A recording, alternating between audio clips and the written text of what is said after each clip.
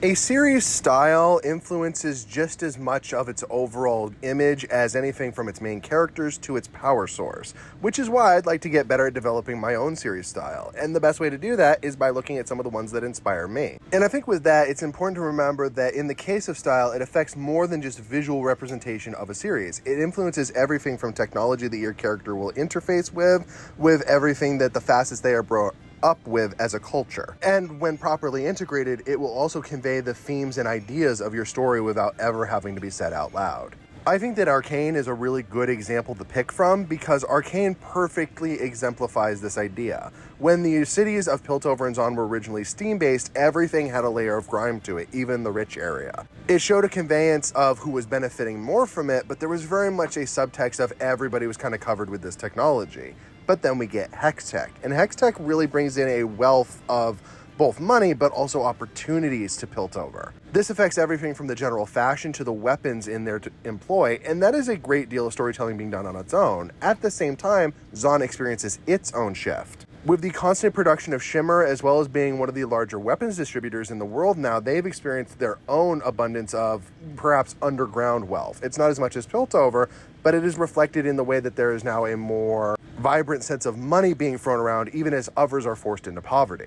And in this case, the styles of the two cities and the way the characters will interact with those styles very much influences the story and everything else as it moves forward. One Piece is another great example of this, where on the surface it would seem like a very basic pirate core style, right? But that's actually not what the general style of One Piece is. Instead, One Piece takes a lot of inspiration from various things, but most in particular Y2K fashion and technology, infusing multiple elements of both that fashion and technology into the daily world of One Piece. We see that a lot with the different types of fashion brands that we see in One Piece, as well as the fact that transponder snails very easily correlate to the era of pagers and home phones.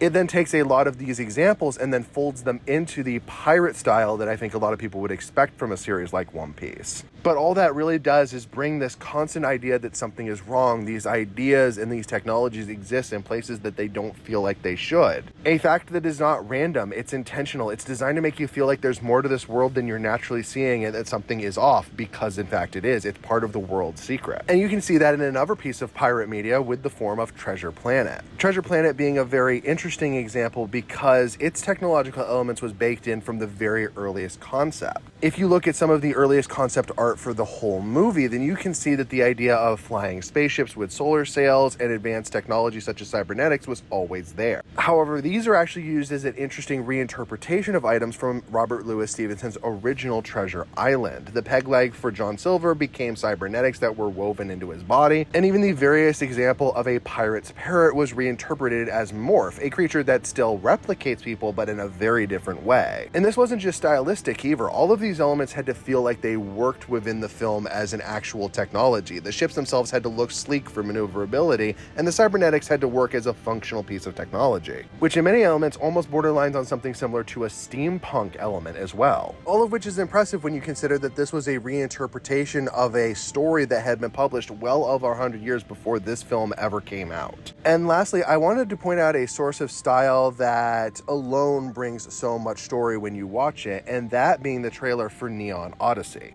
Now, if you don't know, Neon Odyssey is a recent D&D expansion published by Legends of Evantris, who are a very popular Let's Play channel. And while I've heard of them before, I had never actually watched any of their items. However, I do watch some other D&D stuff, and the trailer for Neon Odyssey kept popping up. When I watched this trailer, much like my previous examples, I was awashed in the world of this lore. I mean, it is a setting that very much strikes you with, well, Neon, for one thing, it is a heavy theming in this universe, but also the fact that this is clearly a universe that's designed to invoke a couple of other very important sci-fi franchises and make you feel as immersed as them. In particular, I got a big Cowboy Bebop vibe, which in and of itself could be a whole video on the essence of style and storytelling, but that's heavily an influence here, as well as obviously Star Wars. I don't think you can read or watch anything sci-fi today without getting at least some vibe of Star Wars from it, because usually if you're not watching it from Star Wars directly, you're usually getting it from one of the original inspirations that styled Star Wars. However, that deep level of immersion that conveys the idea of storytelling, of style and fashion and technology is something that